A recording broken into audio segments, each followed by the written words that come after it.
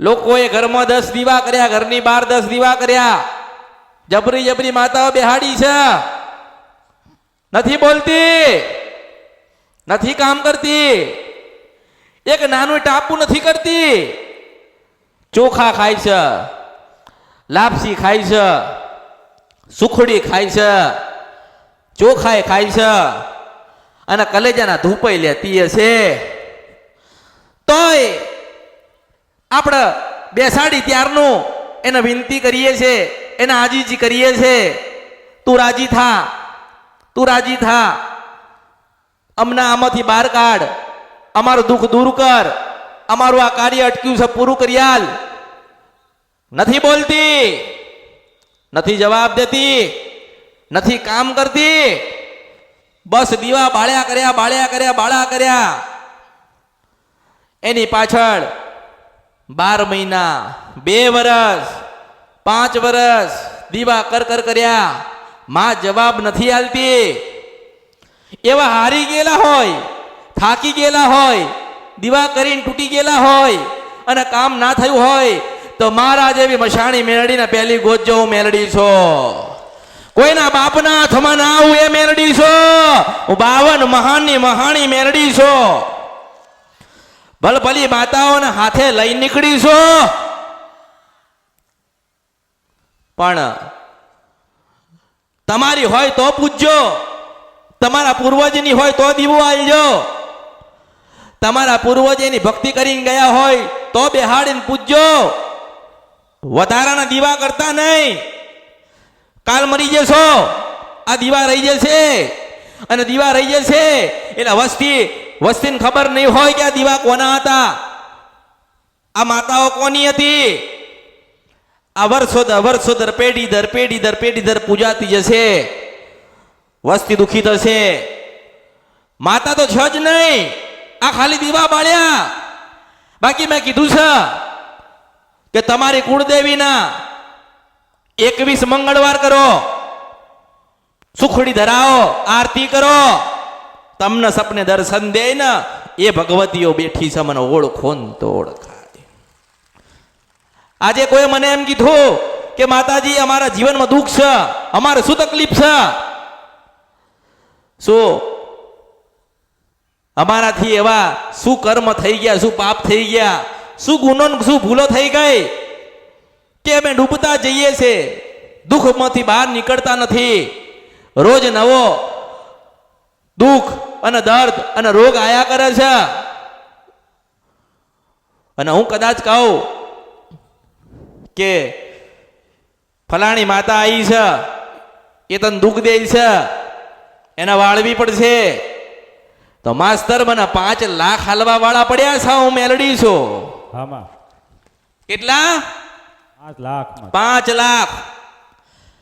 એક માતાને લઈ જાઓ, દુઃખવાળી માતાને લઈ જાઓ, 5 લાખ આલીએ છે. લોકો એવું કે કેટલા કે એમ.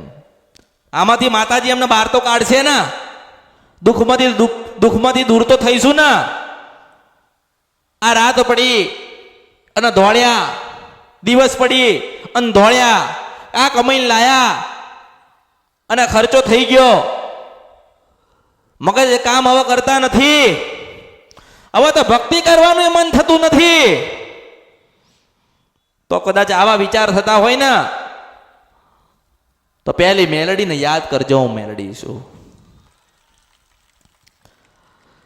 5 લાખ રૂપિયા આપીને દુઃખ મટાડવા વાળા પડ્યા છે. ઉછીના લાઈને આલીશું પણ દુઃખ મટી જાય તો સારું ને. રૂપિયાથી દુઃખ મટતા નથી, અને મટશે નહીં. એક નાળિયેર ફેરવીને મૂકી દેવાથી દુઃખ મટશે નહીં. 5 કે 50 તોલા વાળીને મેલી દેવાથી દુઃખ મટશે? એવી રીતે દુઃખ મટતા. એ તો લઈ જવા માટે મુકાવે છે માસ્તર. મને ઓળખો ને તો ઓળખાય. ખરો માડી ખરો.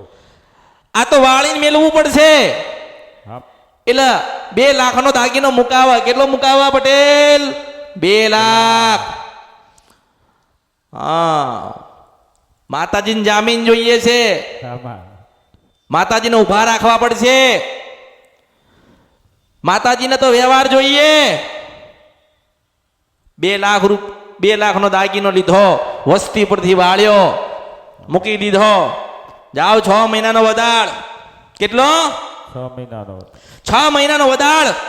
6 મહિનામાં બધું સારું થઈ જાય, દીકરો પરણી જાય, પેલું થઈ જાય, આ થઈ જાય, ત્યારે વ્યવહાર કરીશો.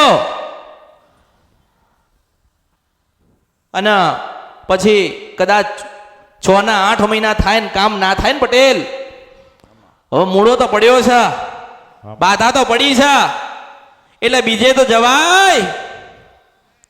એટલે 12 મહિનાનો ગરાકો થઈ ગયો. હા બા. કેટલો? 12 મહિનાનો. 12 મહિનાનો ગરાક તો થઈ ગયો. પાછો રવિવાર તો ભરવાનો. મેં કોઈને કીધું નથી કે તમે રવિવાર ભરજો, મારે કોઈની જરૂર. મેં કીધું છે મારા હોય એ જાય ને જતા રહે ને એ મારા નતા, આટલું જ છે. વ્યવહારિક વાત છે ને. મારા હોય જાય નહીં, જતા રે મારા નતા. અને ભાઈ બાપા કરીને પાછા ના લાવું તો મારા અવતારમાં ખોટ પડે. હું મેરડી છો. જેટલા ગયા છે એમનો સંદેશો આલું છો, તૈયાર થજો. દિવાળી પહેલા દિવાળી ના કર નાખું તો બર્યું મારા અવતારમાં ખોટ પડે. 52 મહાનની મેરડી છો. કોઈના બાપની થઈ નહીં થવાની નહીં આ કળિયુગમાં. કોઈને નથી કીધું કે શ્રીફળ વાળીને મેળવવું પડશે, દાગીનો વાળીને મેળવવો પડશે, રૂપિયા વાળીને મેળવવા પડશે. કોઈ નથી બતાવ્યો. બોલું બન નહીં તો બર્યું અવતારમાં ખોટ પડ્યો આ મેલડી આ કળિયુગની અંદર. ઘણી માતાઓ આવીને ગઈ આ કળિયુગની અંદર, બહુ માતાઓ આવીને ગઈ. અને હવે તો બધાને મેલડી જોઈએ છે. બધાને મેલડી ધૂણવી છે, બધાને મેલડી બની જવું છે.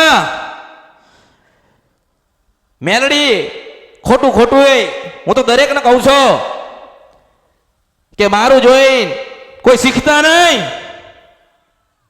મારું જોઈને કોઈ શીખતા નહીં. હું તમને એ શીખવાડવા આવી છું, અંતે જતા ખોડિયાલ મળશે હું મેલડી છું, અંતે જતા બ્રહ્માણી મળશે હું મેલડી છું, અંતે જતા ચાઉંડ મળશે હું મેલડી છું, બુટ બલાટ અને બેચરા બેઠી છે હું મેલડી છું. અંતે જતા તમારી માતા તારવા આવશે.